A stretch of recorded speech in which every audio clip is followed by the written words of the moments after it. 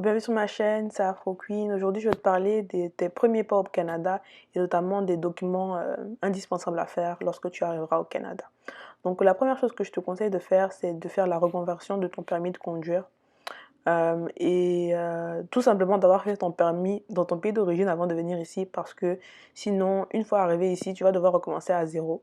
Ici, ça peut prendre en moyenne de 1 voire 2 ans pour obtenir ton permis de conduire, dépendamment de la province, et notamment au Québec parce que il t'oblige à faire des cours d'auto-école et d'attendre un certain nombre de temps entre le moment où tu as fait ton test d'examen théorique pour faire ton test d'examen pratique, donc vraiment le test de conduite avec quelqu'un qui est assis à côté de toi et qui vraiment te note. Donc, une fois que tu auras fait ça, en fait, ça va te prendre quelques années, en fait. Donc, c'est mieux d'avoir déjà son permis avant de venir ici. Seconde étape, c'est obtenir un numéro d'assurance sociale. C'est vraiment indispensable si tu considères que tu voudras travailler à temps partiel, même en tant qu'étudiant.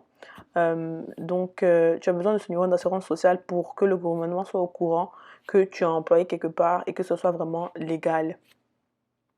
Euh, En tant qu'étudiant aussi, c'est conseillé de faire sa déclaration d'impôt pour voir si vous pouvez obtenir des crédits.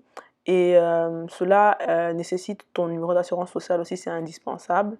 Et vous pouvez faire la demande par le biais de Service Canada, soit en ligne sur Internet, par la poste ou en personne dans un bureau de Service Canada, en fait. C'est un numéro qui est très indispensable et c'est comme un numéro d'identité.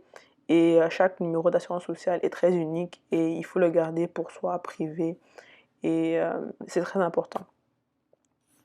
Donc, la suivante étape que vous devriez faire, ce sera ouvrir un compte bancaire. Ici, il y a 5 grandes banques, donc TD, BMO, CIBC, RBC, Scotia.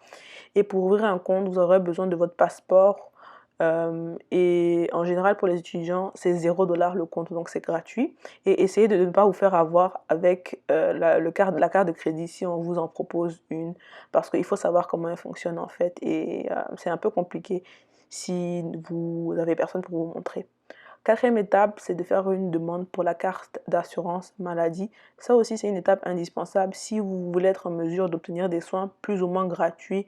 Donc, les Canadiens et les Canadiennes, eux, lorsqu'ils vont dans les hôpitaux, si vous avez une urgence, si vous vous êtes blessé, coupé, cassé un bras, un pied, bref, en général, lorsque vous avez déjà la carte d'assurance maladie, vous devez payer aucun frais.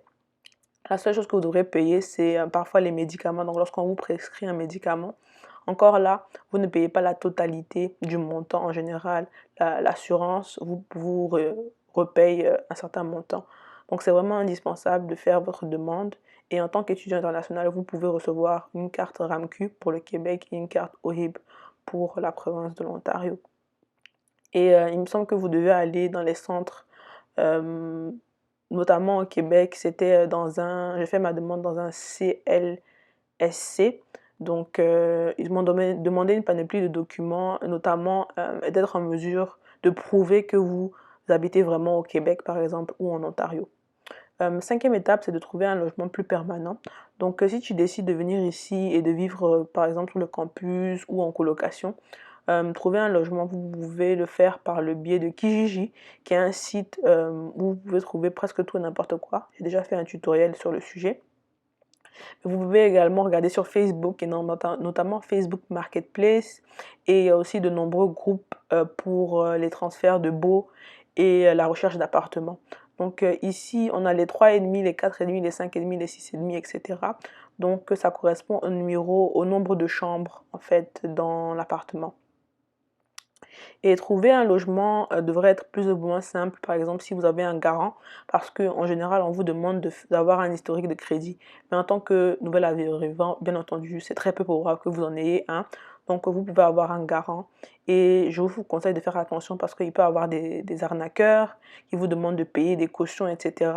C'est interdit. La seule chose qu'on peut vous demander de payer, c'est le premier mois de loyer et seulement et uniquement une fois que vous avez signé un bail. C'est très important de se rappeler. Et voilà, normalement, ça devrait être la dernière étape des choses les plus importantes, bien sûr.